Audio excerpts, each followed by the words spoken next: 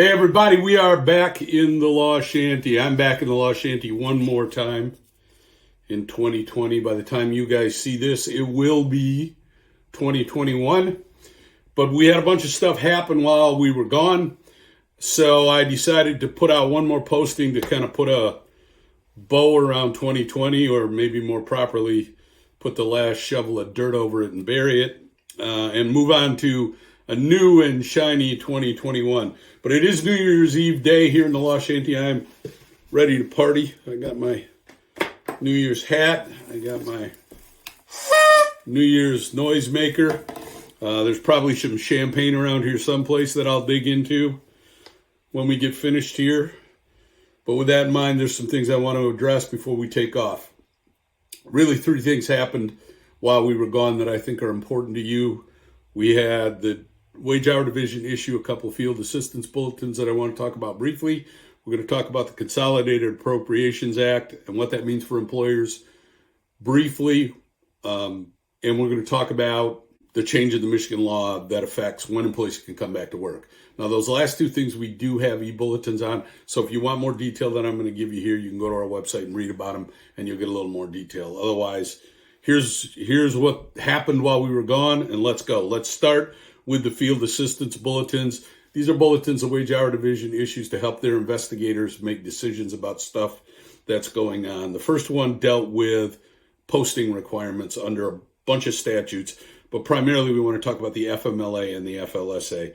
As you know, the FMLA and the FLSA have requirements that you put a poster up and you keep it up. It's called a continuing posting requirement. The poster has to go up where employees and applicants can see it, and it has to stay up continuously. And the question that was raised in these field assistance bulletins was, when can an electronic posting substitute for your physical posting? And the answer is, if you have people coming to work, it can't ever substitute for, but it can supplement your physical posting requirement. Now, if you don't have people coming to work, if you are a strictly office environment and everybody is working remotely, here's what the Wage Hour Division said. An electronic posting can substitute for a hard copy posting in the context of a continuing posting requirement like the FMLA and the FLSAs if all of your employees exclusively work remotely.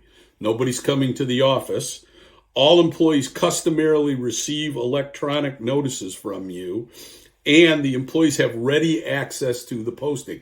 That means you can't send it to them in an email and then forget about it. It has to be on a home page or a capture page, something where the employees know they can go see it whenever they want to go see it, and you have to give them notice about how to do that. So, importantly, again, if you have people coming in and out, this is not a substitute, it's a supplement, but the Wage Hour Division actually even said, hey, we're cool with you supplementing. As a matter of fact, we recommend it. You should have the physical postings up and do this supplemental posting where you have employees coming to work and employees working remotely. The second field assistance bulletin dealt with when telemedicine will be considered an in-person visit for purposes of the FMLA. Why is that important? Because as you know, under the FMLA, you're entitled to leave if you have a serious health condition. And you have a serious health condition if, among other things, you are under a regime of continuing treatment. And a regime of continuing treatment requires an in-person visit with a physician. Well, the phrase in person is a little difficult right now. So what the Wage Hour Division had done through 2020 was say, hey, telemedicine visits are going to be good enough for in person. What they've done in this field assistance bulletin is extended that out past 2020 and basically given us some guidance for when a telemedicine appointment will be considered an in-person visit. Here's what they said. The telemedicine visit has to be for an examination, evaluation, or treatment. It has to be permitted by the state licensing requirements of the state where the doctor is. And it has to generally be by video conference. A telephone call, a letter, a fax, whatever, a stone tablet, none of that's going to be good enough. It has to generally be by video conference. Now, I said generally, so there's some wiggle room there, but generally that's going to be the case. That's what happened in those field assistance bulletins. Let's move on to the Consolidated Appropriations Act. The bill itself is 5,500 pages long and it funds the government, but a chunk of that is pandemic relief. And there's three primary things that employers are going to want to know about that. Number one, unemployment benefits have been expanded again. Now, this time they've been increased by $300 a week, not $600 a week. That's going to make a big difference. $600 a week was a lot, as we know, because we get a lot of people that went on unemployment and were making more on unemployment than they might have been making in their regular job. So there wasn't a big incentive for them to come back to work. And benefits get expanded out beyond the 39 weeks of federally funded benefits that was provided for in the CARE Act to 50 weeks of federally funded benefits in this new statute. Importantly for you, the new requirements under this new act require that each state participating in an agreement under one of these chapters has to have in effect a method to address any circumstances in which claimants of unemployment refuse to return to work or to accept an offer of suitable work without good cause. That's good for you, right?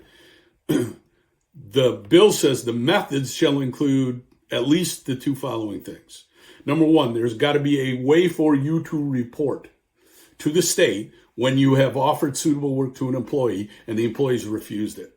So we're going to have to see a hotline or an ombudsman or paper reporting or an online reporting, something, but a way for you to report when an employee refuses a suitable offer of employment to come back to work. And number two, there's got to be a plain language notice that's delivered to the employees that explains what happens if they refuse a suitable offer of work, but also explains to them their right to refuse work if that work poses a risk to their health or safety.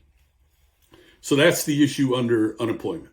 The second thing that the bill does is it expands some employee retention tax credits contained under the CARES Act. I'm not a tax lawyer. I'm not going to try to get into the detail of this, but you do need to know that those employee retention tax credits are available. There's some specific requirements for when they're available, how much you can use, what the credit is going to be. If you want to know more about that, call your Warner Norcross and Judd tax lawyer. If you don't have a Warner Norcross and Judd tax lawyer, give us a call. We'll hook you up with Sean Cook or one of our other really good tax lawyers, and they can explain this stuff to you.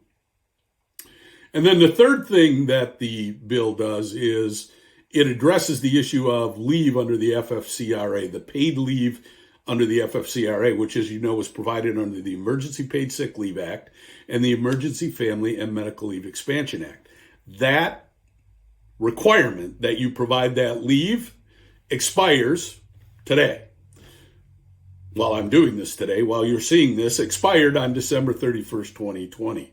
But what this new bill does say is you can continue to provide that leave under those two statutes on a voluntary basis if you want. And if you do, you will be able to continue to take the tax credits through March 31st, 2021. Now, it says if the employers provide the voluntary leave under the same terms and conditions contained in the Act. So that means you got to do it the way it was done under the Act, but you still get to take the tax credits. And that's a good thing. And that's a good thing because of what we're going to talk about next. And that is these employees have to be out of work anyway, in all likelihood. And so you might as well, if you're going to have them out of work, and you might as well, if you're going to pay them, get the tax credits for it. And that's a good thing for you guys. So let's move on to the new state amendment to Public Act 238. Now, you'll recall that the CDC issued new guidance on things like close contact and on things like the quarantine period and how long it had to be. And those new guidelines, when they shortened those periods down, conflicted with Public Act 238, which is a Michigan statute, which provided, for example, if you had close contact, you had to stay out of work for 14 days, even though the CDC had bumped that down to 10 days or 7 days, depending on the situation. This amendment, which is enrolled Senate Bill 1258, which the governor signed on the 29th of December, which takes immediate effect, gets rid of those inconsistencies and makes the two acts, or the act, the Michigan law, now compatible with what the CDC is saying. So let's talk briefly about what's in the new act in Senate Bill 1258 that makes your life easier and will allow you, frankly, to get people back to work probably sooner than you would have under the old act. All right, so what the first thing the Senate bill does is it gives us a new, if you will, definition of close contact, and that new definition of close contact, rather than saying 15 minutes and 6 feet and all that jazz, it now says close contact is defined as the term is defined in the United States Center for Disease Control and Prevention's guidelines regarding COVID-19 at the time the contact occurred. So now we're just going to go with the CDC definition. We're not going to worry about having a standalone definition. And we're going to, that may change as the CDC changes its definition. And what you look at is the definition at the time the contact occurred. That resolves that inconsistency. The other thing the Act does is it adds definitions of infected with COVID-19, which now means displaying the principal symptoms or having a positive test. It includes a definition of isolation period. And an isolation period is what you do when you have COVID or when you have the symptoms of COVID, which means the recommended number of days that an individual be in isolation after they first display the principal symptoms of COVID as prescribed in the CDC guidance. It adds a definition of quarantine period, which means the recommended number of days you be in quarantine as prescribed in the CDC guidelines. Okay, those are, again, good things. Take our definition under state law and make it consistent with what the CDC is saying. Okay, so here's where the rubber meets the road. Now, forget all the 14 days, and even though the CDC says 14 days is still the gold standard, here's what the statute now says with respect to how long people have to stay out of work. For those who test positive, the Act now provides that an employee can't return to work until they're advised by either a healthcare provider or a public health professional that they've completed their isolation period. Remember, isolation period is defined by the CDC now. Or all of the following are met. If the employee had a fever, 24 hours have passed without the use of fever-improving medication since the fever has stopped, the isolation period has passed, the principal symptoms have improved, and if the employee had been advised to isolate by a healthcare provider or a public health professional, that they're no longer advised to do that. Number two, for those who have the principal symptoms of COVID but have not yet tested positive, they can't come to work until at least one of the following are met. First, they have a negative diagnostic test. They've got to have gotten the results of the test back, and it has to be negative. Or all of the following apply. The isolation period has passed since the principal symptoms started. The employee's principal symptoms have improved. And if the employee had a fever, 24 hours have passed without the use of fever-improving medications since the fever last occurred. Okay. So that's people with principal symptoms and people who've tested positive. What about close contact? Because before, close contact was 14 days, and that was it under the state law.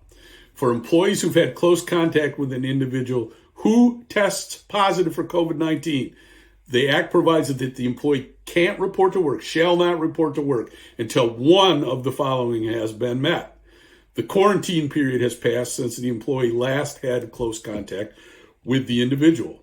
What's quarantine period? Well, it's whatever the quarantine period is as it's defined in the then current CDC guidance. Or the employee has been advised by a healthcare provider or a public health professional that they've completed their period of quarantine.